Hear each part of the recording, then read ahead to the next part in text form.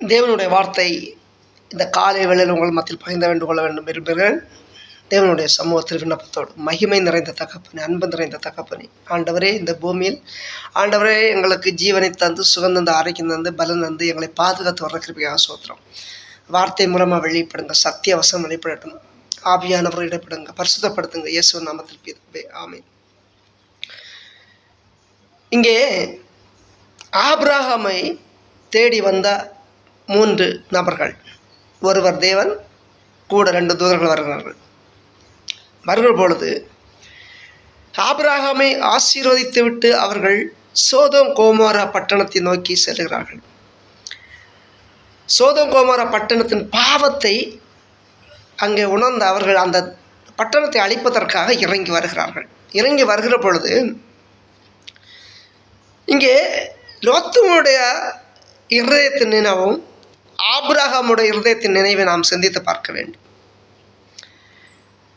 ஆபிரகாமை சந்தித்து விட்டு அந்த 3 நபர்களில் தேவன் ஆபிரகாமோடு இருக்கிறார். மீதி 2 பேர் சோதம் கோமோரா பட்டணத்தை அழிப்பதற்கு போகிறார்கள். அங்கே அழிக்க அவர்கள் புறப்பட்ட பின்பு ஆபிரகாம் தேவனோடு பேசுகிறான். தகப்பனே, சோதம் கோமோரா பட்டணத்தை அழிக்க நீர் சித்தமாக இருக்கிறார். அந்த பட்டணத்தில் 50 நீதிமான்கள் இருந்தால் நீர் அந்த பட்டணத்தை அழிப்பீரோ என்று கேட்கிறார். 50 நீதிமான்கள் நிமித்தம் நான் அந்த பட்டணத்தை அழிக்க மாட்டேன் என்று கர்த்தர் சொல்கிறார். பின்பு 40 என்று சொல்லுகிறான், அவர்கள் மூலமாக அழிக்க மாட்டேன் என்று சொல்லுகிறான். 30 என்று சொல்லுகிறான், 20 என்று சொல்லுகிறான், 10 என்று சொல்லுகிறான். 10 நீதிமான்கள் இருந்தால் அந்த பட்டணத்தை அழிப்பீரோ என்று. அந்த நீதிமான்கள் நிமித்தம் அந்த பட்டணத்தை அழிக்க மாட்டேன் என்று கர்த்தர் சொல்லுகிறார். இங்கே சோதோம் கோமோரா பட்டணம் அழிக்கப்பட போகிறது என்று உணர்ந்த ஆபிரகாம் தேவனுடைய சமூகத்தில் இறங்கி வந்து விண்ணப்பம் வைக்கிறார். அந்த பட்டணம் அழிக்கப்படக்கூடாது என்று அங்கே நீதிமான்களை முன்னிறுத்தி அவன் விண்ணப்பம் வைக்கிறான். ஆனால் இங்கே லோத்து நினைத்து பாருங்கள், எந்த பட்டணத்திற்காக ஆபிரகாம் அங்கலாய்த்தானோ அதே பட்டணத்திற்கு 2 பேர்கள் இறங்கி போகிறார்கள். அந்த பட்டணத்தை அழிப்பதற்கு லோத்து என்ன செய்கிறான்னா, அந்த பட்டணத்தின் முகப்பு வாசலே உட்கார்ந்திருக்கிறார். இந்த தூதர்கள் போகிறதை பார்த்து அவன் அவர்களை உபசரித்து அவர்களை தன்னுடைய வீட்டில் சேர்த்துக் கொள்கிறான். அவன் லோத்து அவர்களை உபசரித்து தன்னுடைய வீட்டில் சேர்த்து கொண்ட அவன் அந்த பட்டணத்துக்காக அவன் கலங்கவில்லை. அந்த பட்டணத்துக்காக அவன் மனவருந்தவில்லை. அவர்களை மட்டும் அவன் உபசரிக்க வேண்டும் என்று விரும்புகிறான்.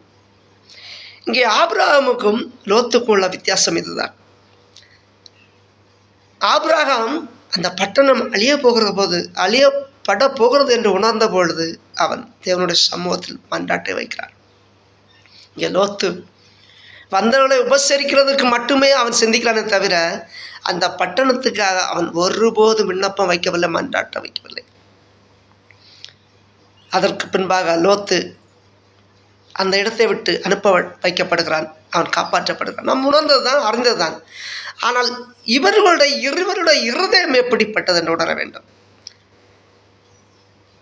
தேவனுடைய சமூகத்தில் ஒரு தேசத்துக்காக, ஒரு கிராமத்துக்காக, ஒரு பட்டணத்துக்காக, தன்னுடைய ஜனங்களுக்காக அவன் மன்றாடுகிறான். லோத்து தன் சுயத்துக்காக நிற்கிறான். ஆபிரகாம் தேவனுடைய சமூகத்தில் தன்னை அர்ப்பணிக்கிறான். லோத்து தன்னுடைய குடும்பத்திற்காக நிற்கிறான்.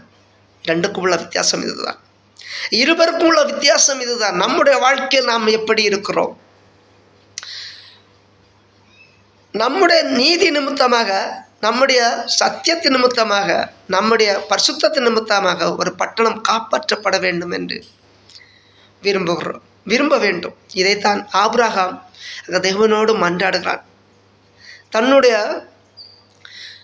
கண்களுக்கு முன்பாக பட்டணம் அழிக்கப்படக்கூடாது என்று விரும்புகிறான். அங்கே நீதிமான்கள் இல்லை என்று ஆபிரகாமுக்கு தெரியும். ஆனாலும் தேவனுடைய சமூகத்தில் அவன் அங்கலாய்க்கிறான். தேவனுடைய சமூகத்தில் விண்ணப்பம் வைக்கிறான். ஒரு 10 நீதிமான்கள் இருந்தால் நீர் அழிக்க மாட்டீரோ என்று. அந்த பட்டணத்தில் 10 நீதிமான்களும் இல்லை. பட்டணம் அழிக்கப்பட்டது. நம்முடைய வாழ்க்கையில் தேவனுக்கு முன்பாக எப்படி இருக்கிறோம்? ஆபிரகாமை போல ஒரு மன்றாட்டு. யாருக்காக? நம்முடைய ஜனங்களுக்காக, நம்முடைய தேசத்துக்காக, நம்முடைய சபைக்காக, நம்முடைய இனஜன்மத்திற்காக அவன் மன்றாட்டை வைத்து அப்பொழுதாவது அந்த பட்டணம் காப்பாற்றப்படக்கூடாது என்று ஏங்கி நின்றானே. அதுபோல நம்முடைய வாழ்க்கையிலும் நாம் நம்முடைய ஜனங்களுக்காக, நம்முடைய சபை மக்களுக்காக, நம்முடைய கிராமத்து மக்களுக்காக, நம்முடைய தேசத்து மக்களுக்காக தேவனோடு மன்றாடுவோம் என்று கூறி இந்த செய்தியை முடிக்கிறேன். ஆமீன்.